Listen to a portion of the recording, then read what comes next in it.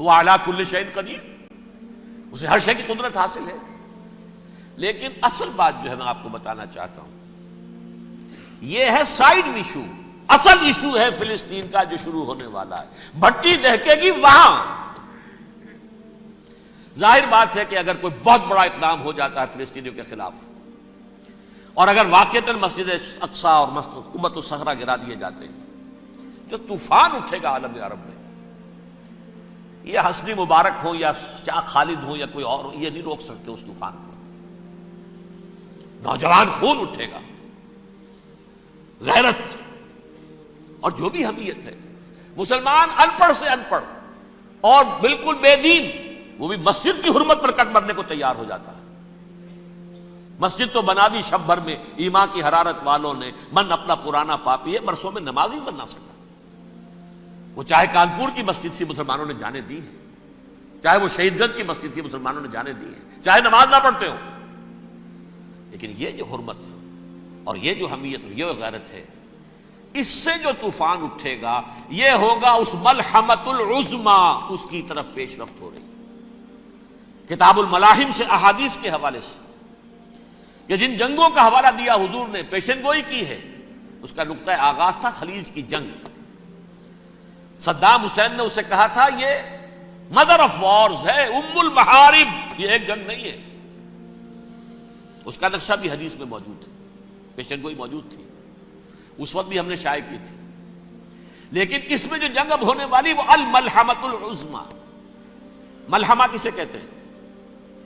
لحم گوشت کو کہتے ہیں، اور قصائی کی دکان کو عربی میں ملحم کہتے ہیں، جہاں گوشت کے ٹکڑے کیے جاتے ہیں۔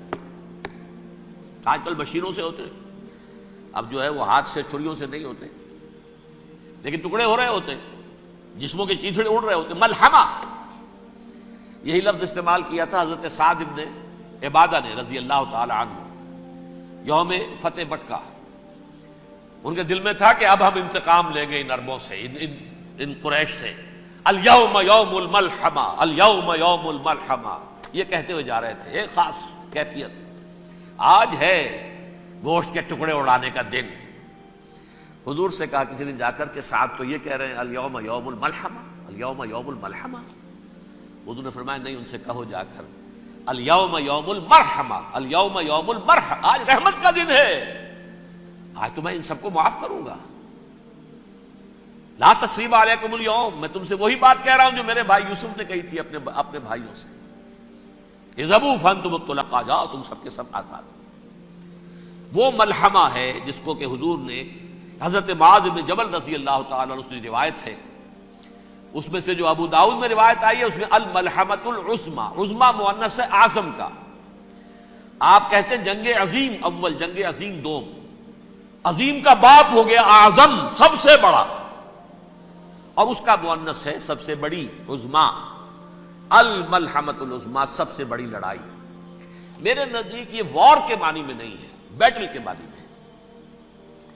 انگریزی میں یہ دو لفظ علیحدہ ہے، وار، بیٹل۔ وار سالوں کو محیط ہوتی ہے، بیٹل کسی ایک خاص جگہ پر جو لڑائی ہوتی ہے اس کو کہتے ہیں۔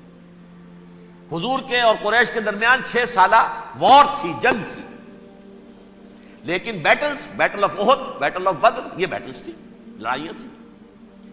تو عظیم ترین جنگ شاید اس اعتبار سے نہ ہو جیسے کہ ورلڈ وار 1 اور ورلڈ وار 2، یعنی اس کی وسعت کا اتنا معاملہ نہیں اور طوالت کا نہیں، لیکن جو لڑائی جو ہے بیٹل ہونی ہے، جس کو کہ یہ لوگ، یا چونکہ میں نے کہا تھا شروع میں کہ سرما ہے میری آنکھ کا خاک حجاز و ہول قدس، نیو ٹیسٹمنٹ کی آخری کتاب ہے the book of revelation, revelation of Saint John, اس میں آرمگڈون کہا گیا ہے اسے۔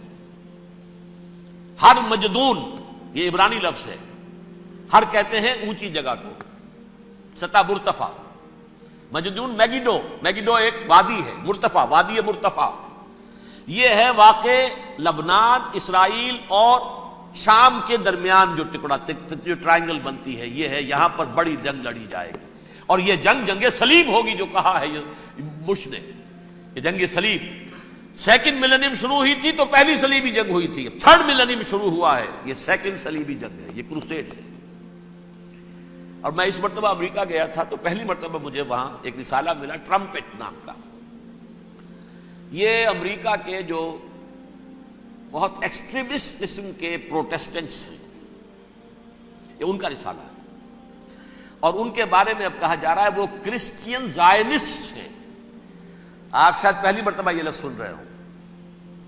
زائنسٹ تو ہم سمجھتے ہیں یہودیوں کو، کرسچین زائنسٹ وہ ہیں جو ہیں تو عیسائی پروٹیسٹنٹس ہیں، لیکن اسرائیل کے وہ حمایتی یہودیوں سے بڑھ کر ہیں۔